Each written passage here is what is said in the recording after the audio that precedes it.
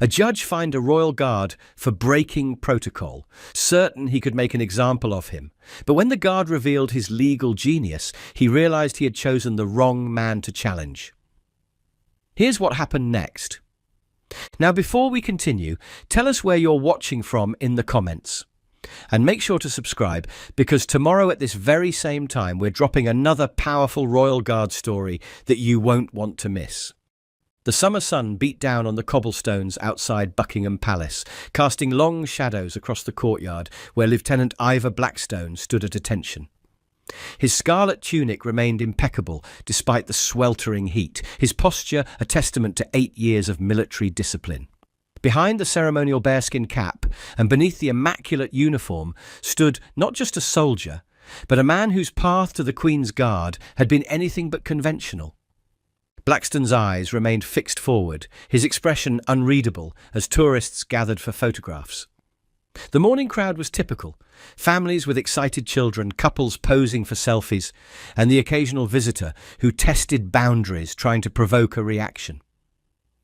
Blackstone had seen it all, weathering both blistering summers and freezing winters with the same stoic dedication that had earned him commendations in Afghanistan before his current posting. The commotion began quietly.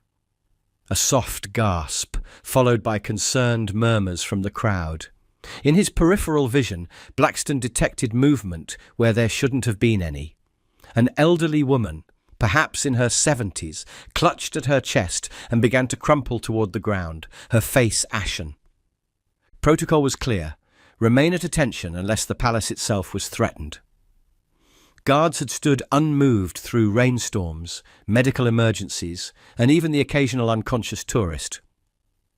But Blackstone had also sworn an oath to protect. And in the split second before the woman hit the pavement, he made his decision. With military precision, Blackstone stepped forward, catching the woman before she collapsed completely. "Ma'am, are you all right?" His voice, unused for hours on duty, was steady and calm. The woman's pulse fluttered weakly beneath his gloved fingers as he gently lowered her to a seated position. "Someone call for medical assistance," he commanded, his tone carrying the authority of battlefield experience. Several tourists pulled out phones, dialing emergency services as Blackstone maintained his position, supporting the elderly woman. Her breathing was laboured, her skin clammy. "I have heart medication," she whispered, gesturing weakly to her purse. Blackstone retrieved the small pill bottle, helping her take the medication while ensuring her airway remained clear. "Stand aside! What's going on here?" A sharp voice cut through the concerned murmurs of the crowd. A tall man in an immaculately tailored suit pushed forward, his Italian leather shoes clicking against the stones with impatient authority. "Why has this guard abandoned his post?" Lawrence Montgomery didn't wait for an answer as he surveyed the scene, his cold grey eyes taking in the situation with a prosecutor's calculated assessment. The gold cufflinks at his wrists caught the sunlight as he gestured dismissively. His signet ring, bearing the crest of the Royal Courts of Justice, made his profession evident to those who recognised such symbols of judicial authority. "Sir, we have a medical emergency," a young woman from the crowd explained. "The guard is helping." "I can see what he's doing," Montgomery interrupted, checking his Patek Philippe watch with visible irritation. "What I don't see is any justification for abandoning ceremonial duties." Paramedics arrived within minutes, their efficient movements a blur of practiced precision as they took over care of the elderly woman. "Suspected cardiac event," Blackstone informed them quietly, his assessment reflecting medical training that few tourists would have guessed he possessed. "She's taken 1 dose of nitroglycerin approximately 3 minutes ago." The paramedics nodded appreciatively at the detailed report. As they transferred the woman to a stretcher, she grasped Blackstone's hand. "Thank you, young man. I don't know what would have happened if—" "That's enough," Montgomery cut in. "The emergency services are here now. I believe you have a post to return to, guard." Blackstone straightened, his face returning to its ceremonial impassivity. With textbook precision, he pivoted and marched back to his position, resuming his stance with the same perfection that had defined his service. To observers, he appeared every inch the dutiful guard once more, giving no indication of the Oxford law degree that had preceded his military career or the distinction with which he'd served in both professions. Montgomery straightened his tie, a mirthless smile spreading across his face as he watched Blackstone return to position. The judge's fingers tapped against his leather briefcase, his mind already formulating the approach he would take with this guard who had dared break protocol, even for a worthy cause. As the paramedics wheeled the elderly woman toward the waiting ambulance, Montgomery stood with arms crossed, watching Blackstone resume his post with military precision. The guard's face had returned to its ceremonial mask of stoicism, eyes forward, posture perfect, as though the brief deviation had never occurred. "You there, guard," Montgomery called out, his voice carrying the practiced projection of a man accustomed to commanding courtrooms. "I need to speak with you about what just transpired." He approached with measured steps, positioning himself directly in Blackstone's line of sight, where the guard would be forced to look at him, or through him, as protocol demanded. The crowd began to disperse, the excitement of the medical emergency fading, but a few lingered, sensing a new tension in the air. Among them, two men in their 60s wearing Royal Marines veteran pins exchanged concerned glances, their weathered faces betraying unease at Montgomery's approach. "I am Judge Lawrence Montgomery of the Crown Court," he announced, loud enough for everyone nearby to hear.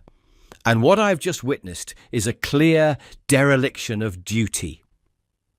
He leaned closer, his cologne, expensive and overpowering, creating an invisible barrier between himself and the common tourists. "Your singular responsibility is to maintain your post, is it not? Not to play at being a paramedic." Blackstone remained motionless, his eyes fixed forward as regulations required. The subtle tightening of his jaw was imperceptible to most observers, but it would have spoken volumes to those who knew him. "Nothing to say for yourself?" Montgomery pressed, his thin lips curling into something between a smile and a sneer. "Perhaps you're unaware that breaking Royal Guard protocol carries significant penalties. Section 12 of the Military Conduct Code makes that abundantly clear." One of the veterans shifted uncomfortably. There was no such section in any code governing the Queen's Guard, but Montgomery continued with the confidence of a man accustomed to having his legal assertions accepted without question. "I could have you fined a month's wages on the spot," Montgomery continued, his voice dropping to a quieter, more threatening tone. "I have the authority. Or perhaps you'd prefer formal charges. Abandonment of post can carry up to 6 months' detention, especially in cases where palace security could have been compromised." A woman nearby gasped softly at the severity of the threat, which only seemed to encourage Montgomery further. He straightened his already impeccable tie, a gesture that seemed habitual when he was building to a point. "Your silence only confirms your guilt," he declared, beginning to pace before Blackstone like a prosecutor addressing a jury. "Do you have any idea how many tourists witnessed your breaking of sacred protocol? How many foreign visitors will return home with the impression that Britain's famed discipline is nothing but theatre?" The crowd had begun to grow again, drawn by Montgomery's increasingly theatrical performance. Several people had pulled children closer, uncomfortable with the public dressing down of a uniformed serviceman. "Sir," a middle-aged woman tried to interject, "he was helping someone in distress." "Madam, I am a Crown Court judge," Montgomery cut her off without looking in her direction. "I believe I understand the law rather better than you do." His attention never left Blackstone, who maintained his forward gaze with practiced discipline. "This isn't about helping someone. This is about upholding centuries of tradition and protocol." The two veterans had moved closer now, their posture suggesting military background even decades after service. The taller one shook his head slightly as Montgomery continued his tirade. "The fine will be substantial. Montgomery declared, pulling a small notebook from his breast pocket as though preparing to write an actual citation. "I'm thinking £500 would be appropriate, though the court might push for more once I file my report." He made a show of checking his watch again. "Of course, if you'd care to explain yourself now, I might be persuaded to show leniency." Blackstone's continued silence seemed to infuriate Montgomery further.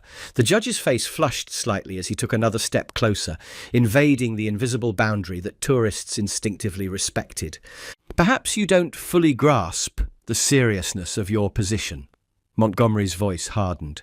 "I've seen men like you before, thinking the uniform grants some special immunity from the law. Let me assure you, it does not. By this time tomorrow, you could be facing disciplinary action that ends your career. Is that what you want, guard?" Still, Blackstone remained motionless, the perfect image of Royal Guard discipline. But behind his impassive expression, years of legal training were already analysing every false citation and hollow threat Montgomery had issued. The summer heat intensified as noon approached, but it was Montgomery's growing fury that seemed to raise the temperature around Buckingham Palace's grounds. His perfectly manicured finger jabbed the air inches from Blackstone's chest as he continued his lecture.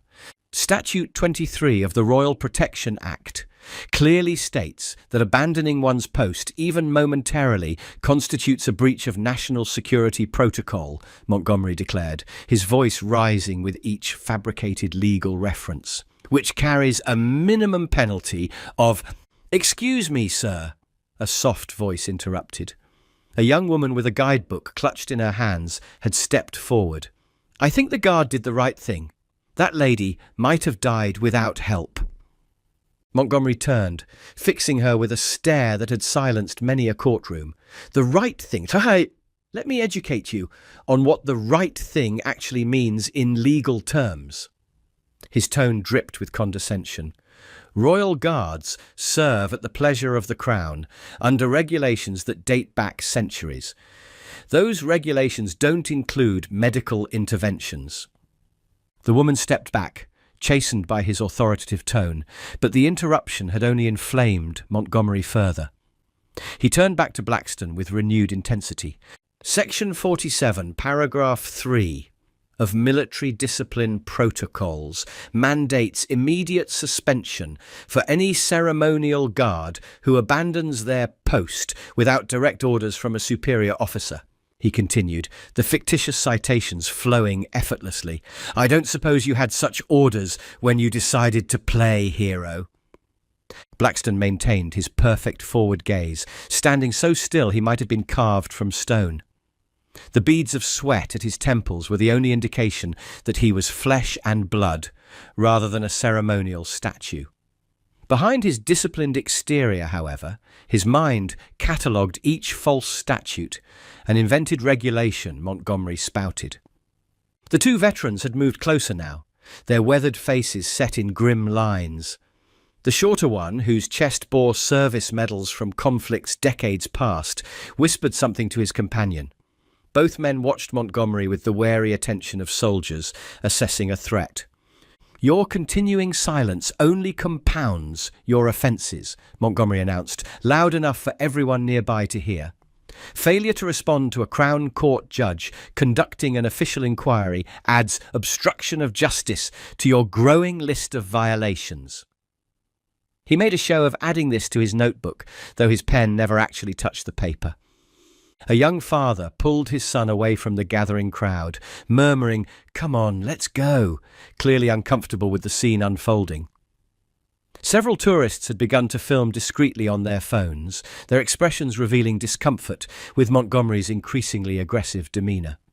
"Perhaps you don't fully comprehend the severity of your situation," Montgomery continued, moving even closer to Blackstone. "I am empowered by the Court Justice Act to issue summary judgments for contempt. £5,000 and 30 days, he threatened, naming a penalty that exceeded anything remotely reasonable for the supposed offence. The taller veteran took a half-step forward, but was restrained by his companion's hand on his arm. "Not yet," the shorter man whispered. "Wait." Montgomery's face had flushed to a dangerous shade of red, his frustration at Blackstone's continued silence building to something volatile. "I've sentenced men for far less than what you've done today," he hissed, lowering his voice to an intimate threat. "One phone call from me, and your military career ends this afternoon." Blackstone's expression remained impassive, but something changed in his eyes. A subtle sharpening of focus that might have warned a more observant man than Montgomery that he was treading on dangerous ground. The Parliamentary Protection of Ceremonial Guards Act of 1998 specifically prohibits any deviation from prescribed protocols, Montgomery continued, inventing legislation with growing abandon. Violations are punishable by immediate, dishonourable discharge and forfeiture of pension benefits. An elderly woman in the crowd tutted disapprovingly, not at Blackstone, but at Montgomery's display. "Disgraceful," she murmured audibly, "harassing the poor man for helping someone." Montgomery spun toward her, nostrils flaring. "Madam, I suggest you keep your uninformed opinions to yourself, or you may find yourself charged with interfering in a judicial proceeding." The threat was as hollow as his citations, but delivered with enough authority to make the woman step back. When he turned back to Blackstone, Montgomery's composure had cracked further. He pulled out his phone, making a show of dialing. "Perhaps you'll take this more seriously when I have your commanding officer on the line," he said. "Or better yet, the Minister of Defence. I had dinner with him just last week, you know." The phone call was clearly for show. Montgomery wasn't actually speaking to anyone as he continued his performance. "Yes, Minister, I'm at Buckingham Palace where I've witnessed a shocking breach of protocol. A guard abandoned his post to involve himself in a civilian matter." He paused for an imaginary response. "Yes, quite serious indeed. I've cited him under sections 12, 47 and the Parliamentary Act of 98. The veterans exchanged knowing glances. No such call was taking place, no such acts existed. Montgomery was revealing himself with every fabricated word. The manufactured phone call concluded with Montgomery making a show of ending the conversation, his expression one of grim satisfaction. "Well, that settles it," he announced, pocketing his phone with theatrical finality. "The minister agrees completely. Immediate suspension, pending formal charges." By now a circle had formed around Blackstone and Montgomery, onlookers drawn by the spectacle despite their discomfort. The confrontation had taken on the air of street theatre, with Montgomery playing to the audience, even as he focused his ire on the impassive guard. "I'm giving you one final opportunity to acknowledge your misconduct," Montgomery declared, his voice carrying the practiced projection of courtroom declarations. "Admit that you violated protocol, apologize for your actions, and perhaps I can be persuaded to reduce the penalties to something less career-ending." Blackstone remained perfectly still, his forward gaze unwavering. The only sign of the tension might have been a slight whitening of his knuckles on the ceremonial rifle, imperceptible to casual observers, but noted by the veterans watching from nearby. "Nothing to say," Montgomery's voice dropped dangerously. "Very well, we'll do this the hard way." He stepped even closer, removing a business card from his wallet and holding it directly in Blackstone's line of sight. "My chambers are expecting your formal response by noon tomorrow. Failure to appear will result in a warrant for your arrest." A murmur ran through the crowd at this escalation. One of the veterans shook his head in disgust, whispering to his companion, "This has gone far enough." Montgomery seemed to feed on the audience's reaction, his performance growing more expansive. "Perhaps you think your uniform shields you from legal consequences," he continued, circling Blackstone like a prosecutor closing in for the kill. "Many have made that mistake in my courtroom. None have made it twice." The tension in the air had become almost tangible, the summer heat amplifying the discomfort of everyone present. Several tourists had begun to drift away, parents shepherding children from the increasingly unpleasant scene. Others remained fixed in place, uncertain whether intervention was appropriate, but equally uncomfortable with silent observation. "I wonder," Montgomery mused, his voice dripping with false concern. What your family will think when they learn their son threw away his military career for a momentary lapse in judgment. Such a waste. The mockery in his tone was unmistakable now, any pretense of judicial impartiality long abandoned. The taller veteran took a definitive step forward, but his companion again restrained him. "Not our fight yet," the shorter man cautioned, though his own expression had hardened to granite. Montgomery checked his watch again, a habitual gesture that seemed designed to remind everyone of how valuable his time was. "I have a court session in 2 hours. Important matters. Unlike this waste of my morning," he straightened his already impeccable suit jacket, "I expect this matter to be concluded before I reach my chambers." Blackstone's continued silence seemed to push Montgomery beyond the last boundaries of his composure. His face contorted with a flash of naked rage, quickly masked behind judicial authority, but revealing nonetheless. "You are hereby officially cited for violations of sections 12, 23 and 47 of the Royal Protection Statutes," he announced, his voice rising to ensure everyone heard. "As a Crown Court judge, I am exercising my authority to issue an immediate fine of £10,000 and to recommend dishonourable discharge from Her Majesty's service." The absurdity of the declaration, citing non-existent statutes and claiming powers no judge possessed, might have been comical in another context. Here, with Montgomery's finger now jabbing toward Blackstone's chest, it had crossed into something darker. "Consider yourself formally charged," Montgomery concluded, his finger moving the final inch to make contact with Blackstone's scarlet tunic, directly above the regimental insignia. The physical contact, that single pointed prod of his manicured finger, was delivered with the certainty of a man accustomed to immunity from consequences.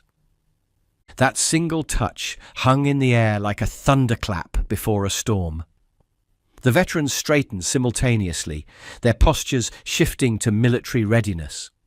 Several onlookers gasped softly, and Blackstone, whose perfect stillness had seemed unbreakable, moved his eyes for the first time, looking directly into Montgomery's with sniper's precision. The moment stretched, taut with potential energy. Montgomery's finger remained pressed against the scarlet uniform, his expression fixed in triumphant certainty. He had no way of knowing he had just made the one mistake that would shatter his illusion of authority. "Sir, I must respectfully ask you to remove your hand from my uniform." Blackstone's voice cut through the tense silence with the precision of a surgeon's scalpel, calm, measured, and carrying absolute authority. The transformation was immediate and stunning. Where moments before had stood a ceremonial figure, now stood a man whose bearing radiated controlled power. Montgomery blinked, momentarily startled by the sudden break in character. His finger remained where it was, pressed against the scarlet tunic, as his brain processed the unexpected development. "So you've decided to speak after all," he recovered, attempting to maintain his dominant position. "Too late for that, I'm afraid. The charges have been filed." "No, sir, they have not," Blackstone replied, his tone carrying the quiet confidence of someone on familiar ground. He took a precise step back, removing Montgomery's finger from his uniform with the movement. "There are no sections 12, 23 or 47 in any royal protection statute. No parliamentary protection of ceremonial guards. Guards Act exists. And you have neither the authority to issue fines nor recommend military discharges." The crowd's collective intake of breath was audible. Montgomery's face froze in an expression of stunned surprise before quickly rearranging itself into judicial indignation. "How dare you question my authority?" "I'm not questioning your judicial authority, sir," Blackstone interrupted with calm precision. "I'm stating, as a matter of legal fact, that you are attempting to exercise powers you do not possess, citing statutes that do not exist, and making threats you cannot enforce." Montgomery's mouth opened and closed wordlessly for a moment. Blackstone continued before he could recover. Before joining the Queen's Guard, I completed my law degree at Oxford with first-class honours, specialising in constitutional and military law. I am intimately familiar with the actual regulations governing my position. Blackstone's posture remained perfect, his delivery measured and precise. Royal Guard Protocol Section 5, Paragraph 3, explicitly permits ceremonial guards to break formation in cases of immediate threat to public safety or health. The medical emergency I responded to falls squarely within those parameters. Montgomery's face had drained of colour, the florid confidence of moments ago replaced by a sickly pallor. You cannot possibly expect me to believe. Furthermore, Blackstone continued, his voice never rising yet somehow commanding complete attention, the physical contact you just initiated constitutes battery against a serving member of Her Majesty's Armed Forces, which under the Military Personnel Protection Act of for a statute that actually exists, is punishable by up to 2 years' imprisonment. The veterans had moved forward now, flanking Blackstone at a respectful distance. The shorter one nodded almost imperceptibly, approval evident in his weathered features. Your claim to have spoken with the Minister of Defence is particularly troubling, Blackstone continued, his legal training evident in the methodical dismantling of Montgomery's position. Making false claims of government authority constitutes misconduct in public office, a common law offence carrying a maximum sentence of life imprisonment. The fact that you did so while identifying yourself as a Crown Court judge compounds the severity significantly. Montgomery had begun to back away, his earlier swagger evaporating with each precise legal citation Blackstone delivered. This is absurd. I was merely... Additionally, Blackstone pressed on, your attempt to issue fabricated citations while presenting yourself as acting in your judicial capacity constitutes a clear violation of the Judicial Conduct Regulations, specifically Principle 3 regarding integrity, propriety and impartiality. The crowd had gone completely silent, hanging on every word of Blackstone's response. Even children seemed to sense the gravity of what was unfolding. I am familiar with your record on the bench, Judge Montgomery, Blackstone continued, his tone shifting subtly. Your handling of the Westfield case last year raised serious questions about judicial temperament, questions that were ultimately dismissed due to insufficient evidence. This incident, however, has been witnessed by dozens of civilians, 2 retired military officers, and is almost certainly recorded on palace security cameras. Montgomery's face had gone from pale to ashen. You can't possibly. I can and I must, Blackstone replied evenly. As a serving member of Her Majesty's Armed Forces and a qualified legal professional, I have a duty to report attempted misconduct in public office. Your fabricated statutes, non-existent phone call to the minister, and attempt to exercise authority you do not possess will all feature prominently in that report. The taller veteran stepped forward. Lieutenant Colonel James Whitmore, retired, he introduced himself, his bearing unmistakably military despite decades of civilian life. I served 30 years, including 5 as a military judge. I'll be happy to provide my own witness statement regarding this incident. His companion nodded. Major Richard Hargrove, 28 years' service. I believe I caught most of your invented statutes on my phone recording, Judge Montgomery. Remarkable performance.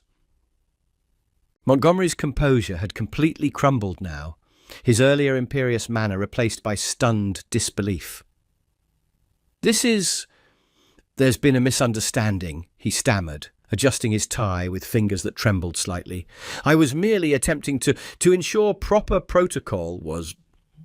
I understand completely, sir, Blackstone replied, his tone professionally neutral. Misrepresentations of the law can indeed lead to serious misunderstandings. Fortunately, the actual statutes are quite clear on both my actions during the medical emergency and your conduct afterward. With military precision, Blackstone returned to his ceremonial stance, eyes forward, posture perfect, but not before delivering his final observation. Your contact with my uniform constituted battery. Your misrepresentation of judicial authority constituted misconduct in public office. Both are serious offences. I suggest you consult with legal counsel at your earliest convenience." The silence that followed was absolute, broken only by the distant sounds of London traffic and Montgomery's ragged breathing as he confronted the ruins of his authority. Montgomery stood frozen in place, the colour draining from his face, as the full implications of Blackstone's response sank in. His hand moved unconsciously to straighten his tie, a nervous gesture now, rather than one of authority. The crowd remained silent, witnessing the stunning reversal of fortune with collective held breath. There seems to have been a misunderstanding," Montgomery finally managed, his voice stripped of its earlier commanding tone. "I was merely concerned about proper protocol and fabricating legal statutes while presenting yourself as acting in an official capacity isn't a misunderstanding, Judge Montgomery," Lieutenant Colonel Whitmore interjected, his voice carrying the weight of his decades in military justice. "It's misconduct in public office." Montgomery took a step backward, bumping into a tourist who quickly moved away. "I never claimed to be acting in an official capacity," he protested weakly. "I was simply offering my professional opinion on a matter of public interest." While citing non-existent laws, claiming to call a government minister, and physically touching a guard's uniform, after identifying yourself as a Crown Court judge, Major Hargrove added, his phone still recording. "Interesting interpretation of not acting in an official capacity, wouldn't you say, James?" Whitmore nodded gravely. "Most interesting. I wonder if the Judicial Conduct Investigations Office would share that interpretation."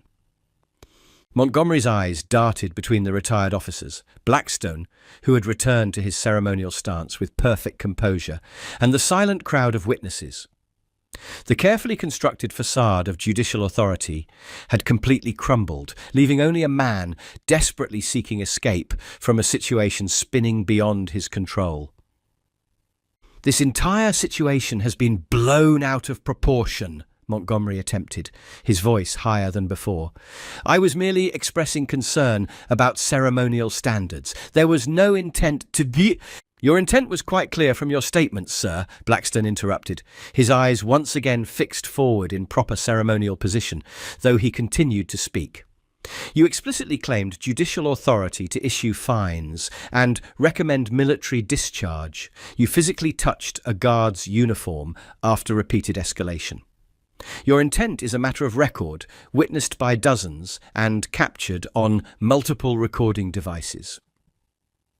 A woman stepped forward from the crowd, her expression resolute. "I have the entire incident on video," she confirmed, "including all the made-up laws and the fake phone call to the minister." Montgomery's shoulders slumped visibly. The realization seemed to dawn on him that there would be no easy escape from the consequences of his actions.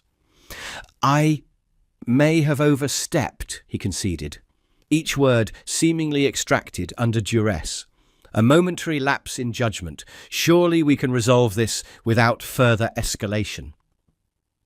Lieutenant Colonel Whitmore exchanged glances with Major Hargrove before responding. "That would depend on Lieutenant Blackstone.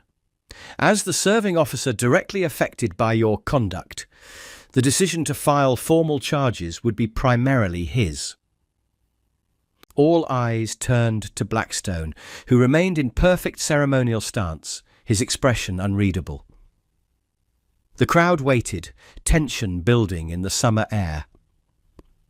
Lieutenant Blackstone acted with distinction during a medical emergency, potentially saving a life while adhering to the actual protocols governing his position, Whitmore continued. "Your attempt to intimidate and threaten him afterward was unconscionable." Montgomery swallowed hard, his Adam's apple bobbing visibly above his expensive tie. "I realize now that I was misinformed about certain protocols," he managed, the words clearly painful to utter. "My behavior was inappropriate. I apologize unreservedly." The apology hung in the air, its sincerity questionable, but its necessity undeniable. After a moment that seemed to stretch into eternity, Blackstone spoke one final time, never breaking his forward gaze. "Your apology is noted, sir. I would strongly advise reviewing both the Judicial Code of Conduct and the actual statutes governing military personnel before any similar situations arise in future. Good day." With that, Blackstone returned to complete silence, the perfect embodiment of Royal Guard discipline. Montgomery stood for a moment longer, deflated and diminished, before turning to make his retreat through the now dispersing crowd. Several tourists stepped deliberately aside, creating a path that felt more like a gauntlet of judgment than an escape route. Lieutenant Colonel Whitmore and Major Hargrove remained briefly, exchanging respectful nods with each other before departing. The incident had concluded as decisively as it had begun, with Blackstone now standing exactly as he had been before. The perfect image of ceremonial discipline, betraying no sign of the legal brilliance that had so thoroughly dismantled Montgomery's pretensions of authority. As normal activity resumed around Buckingham Palace, tourists taking photos and life continuing its rhythms, Blackstone remained at his post, his discipline unbroken. The only difference was the newfound respect in the eyes of those who approached, a subtle acknowledgement that behind the ceremonial uniform stood a man of exceptional qualities, intelligence, courage, and an unwavering commitment to both his military duties and the truth. What would you do if you witnessed someone abusing their authority, attempting to intimidate others with fabricated laws and hollow threats? Judge Montgomery discovered the hard way that appearances can be deceiving, and assumptions about others can lead to humbling lessons. This encounter reminds us that true respect isn't demanded through intimidation or false authority. It's earned through integrity, knowledge, and principled action. Lieutenant Blackstone's response wasn't just a defense of himself, but a defense of the very legal principles the judge claimed to uphold. How many times have we judged others based solely on their appearance or position, failing to recognize the depth of character and knowledge they might possess? And how often do we allow those who speak loudly and with confidence to go unchallenged, even when their claims don't add up?